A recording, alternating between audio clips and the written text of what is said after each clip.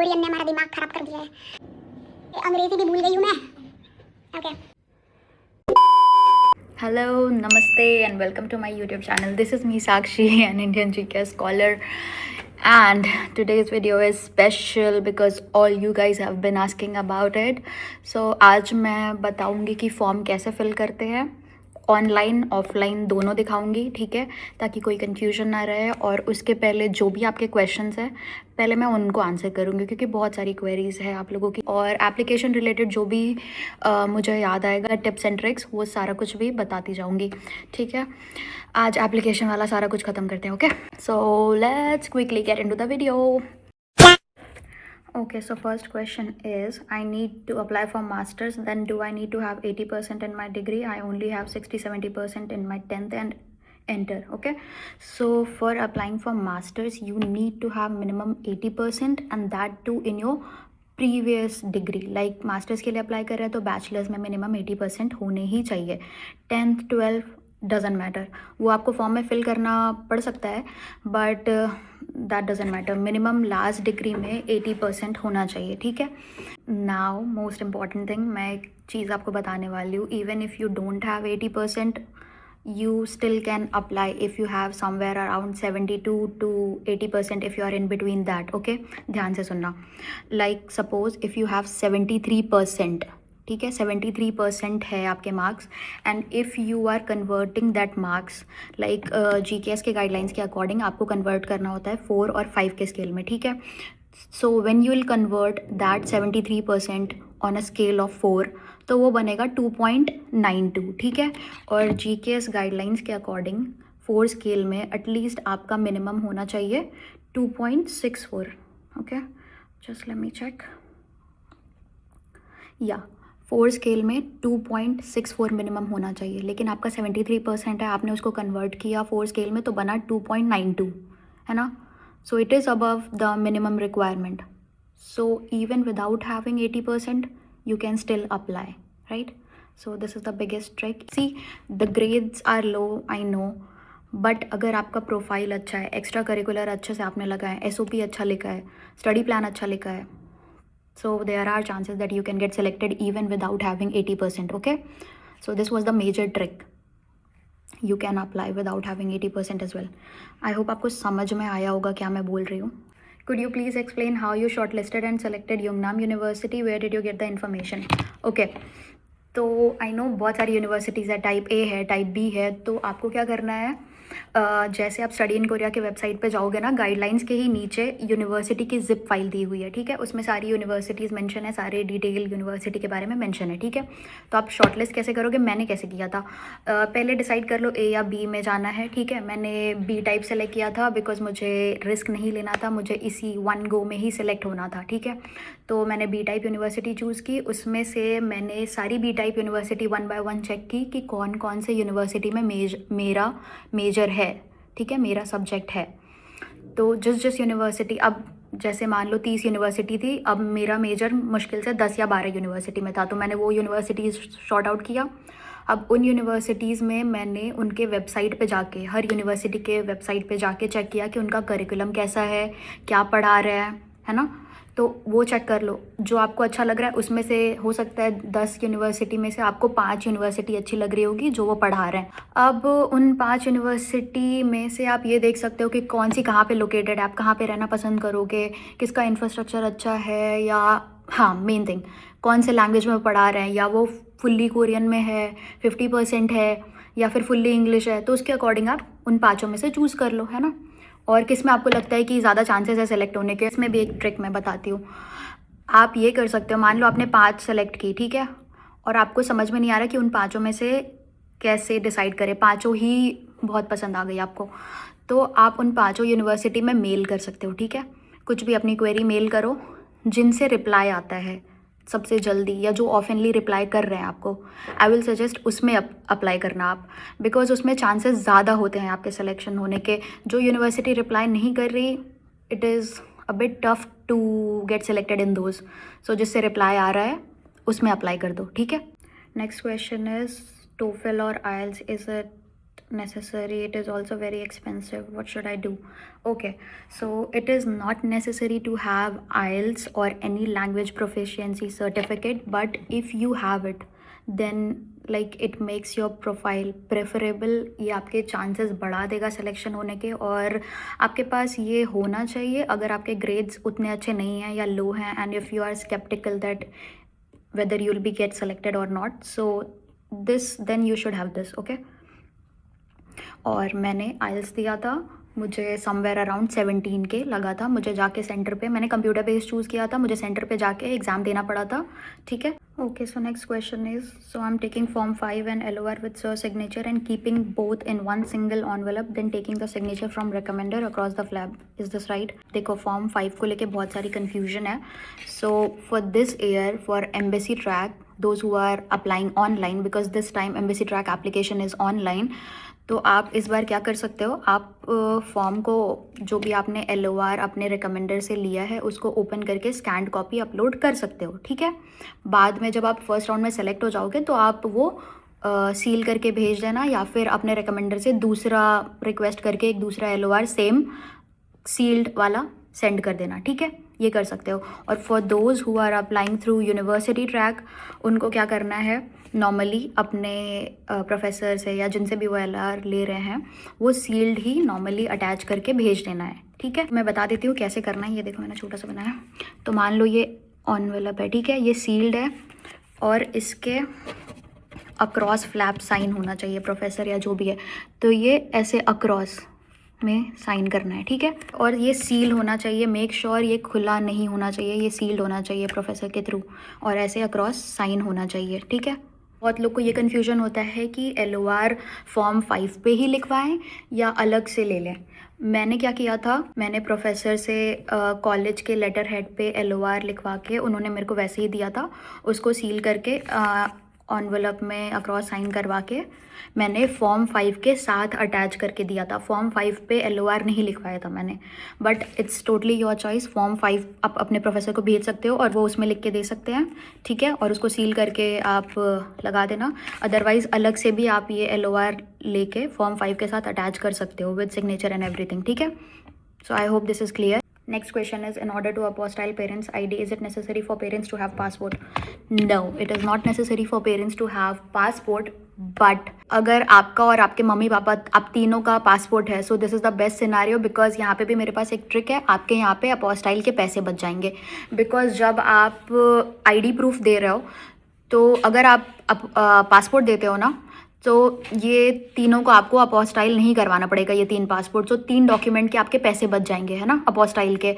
Because मुझे भी ये कन्फ्यूजन था, मैं भी पासपोर्ट दे रही थी, तो मैंने NIID को मेल किया था, तो they clearly mentioned in the email that you are not suppose to apostille the passport. So आपके पैसे बच जाएंगे ID के, बस आपको बर्थ सर्टिफिकेट, आपकी डिग्री और ट्रांसक्रिप्ट अपॉस्टाइल करवाना पड़ेगा, ठीक है। तो आपके यहाँ पे पैसे बच सकते हैं। और अगर पासपोर्ट नहीं है तो आप दोगे वोटर ID मम्मी पापा का, अपना भी वो वोटर ID दोगे, बट लेकिन आपका पासपोर्ट तो होना ही चाहिए, बिकॉज आप कोरिया आने वाले हो, तो आपके पास आपका पासपोर्ट होगा। लेकिन अगर मम्मी पापा का नहीं है तो उन दोनों का आपको वोटर ID देना है अपॉस्टाइल करा के, ठीक है। तो वहाँ पे थोड़ा एक्स्ट्रा खर्चा है, अगर पासपोर्ट है तो पैसे बच जाएंगे आपके थोड़े। और आधार कार्ड बिल्कुल गलती से भी ना दे, बिकॉज उसका कोई आधार नहीं है इंडिया के बाहर, वो इंडिया तक ही यूज़ कर सकते हो आप, okay. I hope this is also clear. So let's move on. So next question is, I'm a BTech graduate, passed out in July 2025. Should I apply for 2026 or 27? I don't get my degree yet. I really want to apply this year. ठीक है, this is one of the most common questions that I was getting. All the 12th appearing students were also asking this question कि हम 12th में हैं, अभी board देने वाले हैं, क्या हम फिर भी अप्लाई कर सकते हैं? See, all you guys can apply, but with expected certificate of graduation and date of graduation should be mentioned on it. ठीक है, समझ आई? ये क्लियरली गाइडलाइन में मेंशन भी है इस ईयर के भी। और प्रोविजनल और टेम्प्रोरी ग्रेजुएशन सर्टिफिकेट्स ये सब वर्क नहीं करेंगे, ठीक है, ये क्लियरली गाइडलाइंस में भी मेंशन है, ठीक है। अगर आप इस एक्सपेक्टेड ग्रेजुएशन सर्टिफिकेट के साथ अप्लाई कर भी रहे हो तो भी आपको आपकी डिग्री मिल जानी चाहिए और आपको उसे भेजना है 31 जुलाई 2026 के पहले NIIED को अपोस्टाइल डिग्री, ठीक है।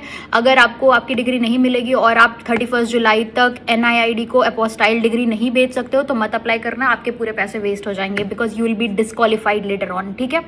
सो आप तभी अप्लाई करना जब आप के पास एक्सपेक्टेड डिग्री सर्टिफिकेट हो और उस पर डेट मेंशन्ड हो और आपको एक्चुअल डिग्री भी मिल जाए और आप उसको 31 जुलाई के पहले NIIED यानी कोरिया में भेज पाओ, ठीक है। Next question is can we apply through both tracks. अगर आप एम्बेसी ट्रैक से रिजेक्ट हो गए हो फर्स्ट राउंड में तभी आप यूनिवर्सिटी ट्रैक के लिए जा सकते हो। एक बार में दोनों से अप्लाई करोगे तो आप डिस्क्वालीफाई हो जाओगे एट द एंड, ठीक है। तो आप ये क्या कर सकते हो कि अगर आप मान लो आपने एम्बेसी ट्रैक में अप्लाई किया और फर्स्ट राउंड में आप सेलेक्ट नहीं हुए तो आप यूनिवर्सिटी ट्रैक की वो यूनिवर्सिटी चेक करो जिसके डेडलाइन अभी बचे हुए हैं और उनको hard copy document directly university को भेज दो, ठीक है। ये कर सकते हो बिकॉज एम्बेसी ट्रैक में एम्बेसी इन्वॉल्व होती है, उसमें 3 स्टेप होते हैं तो थोड़ा उसके प्रोसेस जल्दी जल्दी हो रहे होते हैं। बट यूनिवर्सिटी ट्रैक में सिर्फ 2 राउंड होता है, डायरेक्टली आपको यूनिवर्सिटी को भेजना होता है डॉक्यूमेंट, तो उसका डेडलाइन थोड़ा ज़्यादा होता है, ठीक है। तो आप उसमें अप्लाई कर सकते हो। Next question is important. I am planning to apply for GKS embassy track, so if I have to scan the documents online should those be apostilled or not? Can I apostille and send it to embassy after completing the first round? ठीक है, मैं already late हूँ इस video के लिए embassy track online application के लिए because जब तक ये अपलोड होगा आई गेस ऑलमोस्ट डेडलाइन होने वाली होगी एम्बेसी ट्रैक की। बट फिर भी मैं क्लैरिफाई कर देती हूँ। देखो, अगर तुम्हें बिना अपोस्टाइल के डॉक्यूमेंट्स अपलोड करने हैं तो तुम कर सकते हो, ये गाइडलाइंस में क्लियरली मेंशन है। बिना अपोस्टाइल के भी तुम अपलोड कर सकते हो और अपोस्टाइल करवा के भी कर सकते हो, कोई दिक्कत नहीं है। But what I would suggest कि अगर तुम्हें लगता है तुम सेलेक्ट हो जाओगे और चांसेस हैं तो अपोस्टाइल करा के अपलोड करो बिकॉज टाइम बिल्कुल भी नहीं होगा। लाइक जैसा मैंने गाइडलाइंस में चेक किया है, फॉर्म सबमिट करने की लास्ट डेट है 25 Feb और इसका फर्स्ट राउंड का रिजल्ट आएगा 17 मार्च को, ठीक है। अगर मान लो तुम 17 मार्च को सेलेक्ट भी हो गए, ठीक है, रिजल्ट तुमने देख लिया, बट NIIED तक तुम्हारे डॉक्यूमेंट जो है एम्बेसी पहुंचाएगी टिल 1 अप्रैल तक तुम्हारे डॉक्यूमेंट्स वहाँ पहुंच चुके होंगे, है ना। तो 17 मार्च से 1 अप्रैल के बीच में कितना 13-14 दिन मुश्किल से आते हैं। जनवरी, फरवरी, मार्च, चलो 14 दिन आते हैं, ठीक है। 14 दिन आते भी हैं तो उसमें से तुम्हें जब मेल आएगा तो एम्बेसी कुछ डेट मेंशन करेगी कि इतने तक हमारे पास आ जाना चाहिए, फिर वहाँ से एम्बेसी तुम्हारे डॉक्यूमेंट भेजेगी NIIED को। तो अगर बीच में 14 दिन है तो अपोस्टाइल होने में भी 4 से 5 दिन लग जाता है अगर कम से कम फास्टेस्ट देखे तो, वरना कुछ सर्विसेज 10-15 दिन भी ले लेती है अपोस्टाइल करने में। मेरा 4 दिन में हो गया था। मान लो तुमने फास्टेस्ट सर्विसेज यूज़ की और तुम्हें 4 दिन में डॉक्यूमेंट मिल गए, बट 4 दिन में अगर तुम्हारे घर पे डॉक्यूमेंट डिलीवर हो रहे हैं तो उसको तुम्हें एम्बेसी भेजने में भी मान लो 1 दिन या 2 दिन लग सकता है, ठीक है। तो उधर टाइम चला जाएगा। फिर वहाँ अगर तुम्हारे डॉक्यूमेंट एम्बेसी तक पहुँचे ही नहीं तो फिर कोरिया कैसे पहुँचाएगी एम्बेसी तुम्हारे डॉक्यूमेंट। तो टाइम बहुत कम होगा, बहुत भागा दौड़ी हो जाएगी। तो अगर तुम्हें लगता है तुम्हारे ग्रेड्स अच्छे हैं, प्रोफाइल अच्छी है, तो अपोस्टाइल करा के अपलोड करना I would suggest. Last year के स्कॉलर लाइक UG स्कॉलर ने मुझे बताया था कि अपोस्टाइल करवा के ही अपलोड उसने किए थे बिकॉज टाइम बहुत कम था। सो आई वुड सजेस्ट कि अपोस्टाइल करवा के अपलोड करना। अगर मैनेज कर पाओ तो मत भी करना, it's totally your choice. Next question is, for the proof of top 20% of the batch, is there any formal official format given like letterhead or something? Please clarify this. Okay. तो इसके लिए आपको अगर टॉप 20 का आपको certificate देना है, so what you have to do is go to your university's registrar office और उनसे कहो कि give me a bonafide certificate with mentioned on it that I am top 20 of my class, among the top 20 of my class. That will work. Okay. Next question is दी please interview का भी बता दीजिए questions. I am not good at speaking English. तो interview में अभी time है, आप पहले फर्स्ट राउंड क्लियर करो. मैं सेपरेट वीडियो बनाऊंगी इंटरव्यू क्वेश्चंस के लिए और इसमें टिप्स एंड ट्रिक्स भी शेयर करूंगी. बट मोस्टली इंटरव्यू इंग्लिश में ही होता है. समटाइम्स मैंने सुना है पहले कि कभी कोरियन में भी हुआ है. यूनिवर्सिटी पे डिपेंड करता है, बट इंग्लिश में प्रिपेयर्ड रहो, प्रैक्टिस कर लो और हो सके तो कोरियन इंट्रो थोड़ा सा प्रिपेयर करके रख लो, अदरवाइज इट्स ओके.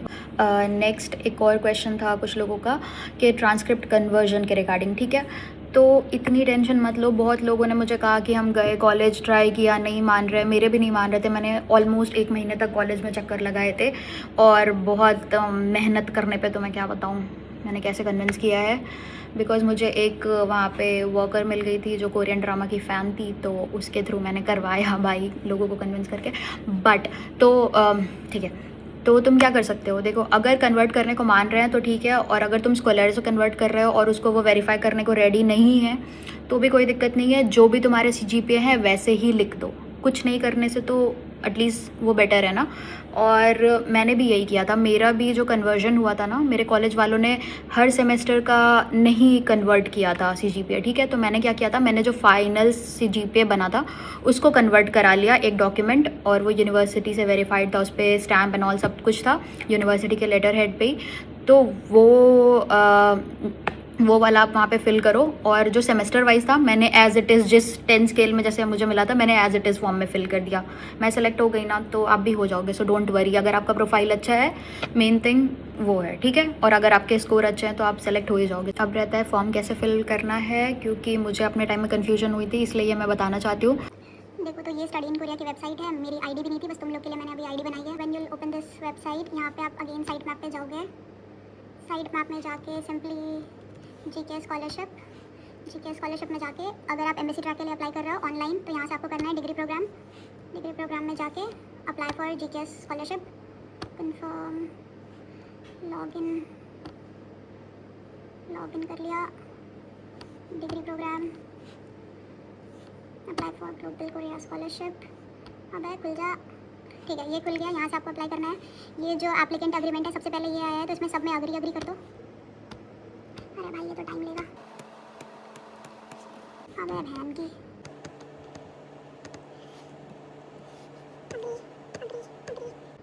बट इसको पढ़ भी लेना, वुड सजेस्ट। नहीं भी पढ़ोगे तो भी हो जाएगा, ठीक है। ये कंसेंट हो गया, जो भी है सब में अग्री करके आगे बढ़ना है अपने को। इनकी बात हम नहीं काटेंगे, सब में हम अग्री करेंगे। Agree to all and then next पे जाके एप्लीकेशन ट्रैक एंड इन्फॉर्मेशन। तो यहाँ पे अपना ट्रैक डाल दो, ऑब्वियसली एमएससी ट्रैक, क्योंकि ऑनलाइन एप्लीकेशन है ना। तो एमएससी ट्रैक है, सेलेक्ट करके जाओ। जनरल, ऑब्वियसली मास्टर्स, फिर अपना फील्ड ऑफ स्टडी देख के डाल दो। जब तुम यूनिवर्सिटी जिप फाइल चेक करोगे तो वहाँ डिपार्टमेंट के आगे फील्ड ऑफ स्टडी लिखा होगा। जैसे मेरा बायोटेक है तो नेचुरल साइंस। देन अपना name, middle name, last name, gender, date of birth, India, whatever ये सब भर देंगे। यहाँ पे इमेज अपलोड करो। चॉइस ऑफ यूनिवर्सिटी 3 सेलेक्ट कर सकते हो, मेक श्योर 2 A से हो 1 B से हो। फिर नेक्स्ट पे जाएंगे। ये नेक्स्ट पे होगा नहीं क्योंकि मैंने सेलेक्ट नहीं किया है। GKSG के लिए MBC track first time online हो रहा है, तो जैसे अभी मैंने दिखाया आप वैसे कर सकते हो। मुझे खुद नहीं आता था कैसे अप्लाई करना है, मैंने खुद रिसर्च किया, तो ऐसे कर सकते हो। अगर आगे कोई प्रॉब्लम आई तो आप कमेंट डाउन करना, मैं ज़रूर उसका आंसर करूँगी, ठीक है। आई नो डेडलाइन हो जाएगी, बट स्टिल आगे के लिए यूनिवर्सिटी ट्रैक वालों के लिए मैं अपना लास्ट ईयर का फिल किया हुआ फॉर्म दिखाती हूँ, ठीक है। मेक श्योर आप कोई मिस्टेक ना करो फॉर्म भरते टाइम, वरना उससे भी डिस्क्वालीफाई होने के चांसेस होते हैं, इसलिए मैं ये दिखा रही हूँ। यूनिवर्सिटी ट्रैक है तो ऑब्वियसली यूनिवर्सिटी होगा, एमएससी ऑनलाइन है तो यूनिवर्सिटी ट्रैक सेलेक्ट करो। यूनिवर्सिटी का नाम लिखो, अपना नाम लिखो सेम एज इट इज़ जैसा पासपोर्ट में है। कंट्री का नाम लिखो, जो डॉक्यूमेंट्स दिए हैं यहाँ पे चेक करो। यूनिवर्सिटी ट्रैक है, अगर जनरल में अप्लाई करो तो जनरल सेलेक्ट करना, वरना RGK सेलेक्ट करना। मैंने RGK किया था। फिर मास्टर्स के लिए अप्लाई कर रहे हो, फिर अपना फील्ड ऑफ स्टडी यहाँ से लिखना, नाम ऐसे लिखोगे, यहाँ पे अपनी फ़ोटो चिपकाओगे, ठीक है। Hard copy photo, make sure कि बैकग्राउंड वाइट हो उस फोटो का, है ना। अपना डेट ऑफ बर्थ यहाँ लिखोगे, मेल फीमेल, यस नो इधर, ठीक है, ये नो। मेरा यूनिवर्सिटी ट्रैक ऑब्वियसली नाम लिखो, यूनिवर्सिटी का डिपार्टमेंट ऐसे लिख देना। IELTS था तो वो मेंशन कर देना, स्कूल का नाम मेंशन कर देना, बैचलर्स वाला कॉलेज का नाम, ये सब मेंशन कर देना। फिर ऑब्वियसली मास्टर्स के लिए जा रहे हो, ये क्यों ही भरोगे। जो PhD के लिए जा रहे हैं वो ये भी फिल करेंगे, जो रिसर्च के लिए जा रहे हैं वो ये भी फिल करेंगे। उसके बाद यहाँ पे अपनी CGPA मेंशन करोगे इरेज करके, ठीक है। यहाँ 10 के स्केल में पहले, और यहाँ पे कन्वर्टेड स्केल में। उसके बाद ये स्कोर परसेंटाइल आपको मिल जाएगा GKS अपेंडिक्स में, पेज नंबर 34 है शायद। तो जो भी आपका कन्वर्टेड CGPA है उसके सामने जो भी परसेंटाइल लिखा हुआ है वो यहाँ पे मेंशन करोगे आप, ठीक है। उसके बाद अपनी प्रीवियस एकेडमिक ट्रांसक्रिप्ट, ठीक है। उसके बाद अपना नाम लिख देना, यहाँ पे डेट लिख देना, बट मेक श्योर सिग्नेचर मत करना। सिग्नेचर हार्ड कॉपी पे अपने हाथों से करना है आपको, ठीक है। फिर personal statement, study plan, applicant agreement में सारा कुछ ये टिक कर देना, मेक श्योर एक भी बॉक्स खाली ना हो। फिर मेडिकल असेसमेंट में भी सारे में नो नो नो कर देना, और एक बार पढ़ भी लेना, अगर कुछ है आपको मेडिकल इश्यूज़ तो वो मेंशन कर देना, अदरवाइज़ नो नो नो। फिर कंसेंट फॉर्म में सब में अग्री कर देना, और यहाँ पे साइन मत करना, लास्ट में जब हार्ड कॉपी आप प्रिंट करा लोगे तब साइन करना है। फॉर्म कैसे फिल करना है वो भी मैंने बता दिया। फॉर्म 10 के बाद जिस ऑर्डर में गाइडलाइंस में सारे फॉर्म्स मेंशन है वैसे ही आप अटैच करोगे, ऑर्डर में रखना, ठीक है, otherwise it can lead to rejection as well, okay. Form 10 के बाद आपका citizenship proof, graduation certificate, transcript ये सब आएगा। उसके बाद ऑप्शनल डॉक्यूमेंट्स आएंगे, और ऑप्शनल डॉक्यूमेंट्स में अपने अवार्ड सर्टिफिकेट ये सब आप लगाओगे। अगर फिर भी कुछ कन्फ्यूजन है तो आप मुझे कमेंट कर देना वीडियो में, मैं बता दूंगी। ऑलमोस्ट सारे कमेंट्स का ही रिप्लाई करती हूँ, तो आप कमेंट करना, I will reply. And like, share, subscribe to her YouTube channel and follow me on Instagram, okay? Bye bye, stay happy, stay healthy.